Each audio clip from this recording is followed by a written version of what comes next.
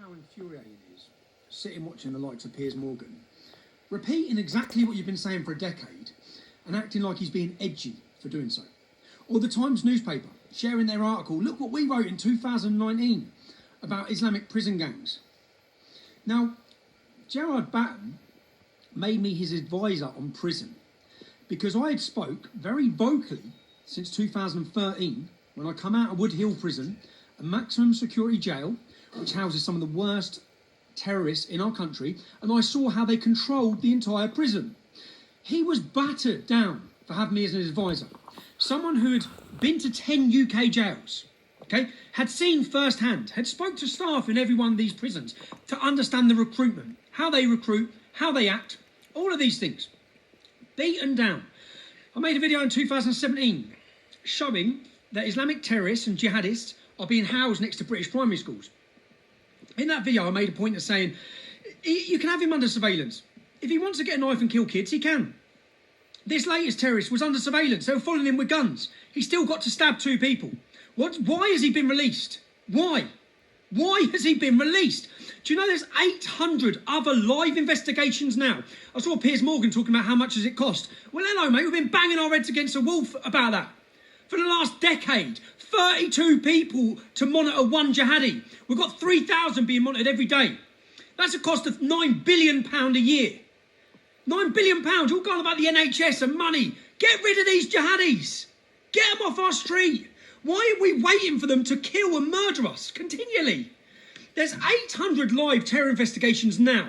16 Islamic terrorist attacks have been stopped since 2017. 3 successful Islamic terrorist attacks since November. Yet do you know what they've done? You have censored and got rid of all the people that talk about it. Our biggest concern has been about all the hate. You've just deleted Katie Hopkins for what?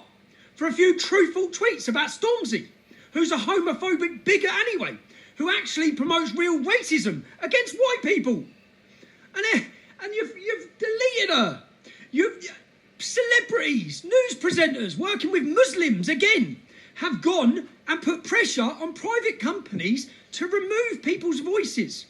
Where are you in standing up for free speech, Piers Morgan? Seriously. You silenced my speech as soon as I tried to tell you the motives. This man that just come out of jail after 13 months had been encouraging his missus to behead her parents because they were kafar, non-believers. He spent 30 months in jail. He'd been encouraging and promoting ISIS terrorism. And they knew he was still a danger and a threat. That's why he was monitored 24 hours a day. He's only out of jail 2 days before he went and tried to kill people. Why has he been let out of jail?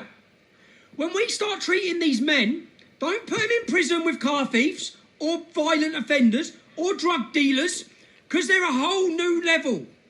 They are foreign fighters, enemy combatants at war with us. No amount of your pathetic de-radicalisation bullshit programmes that you put them on in prison changes their mind. They are followers of Muhammad.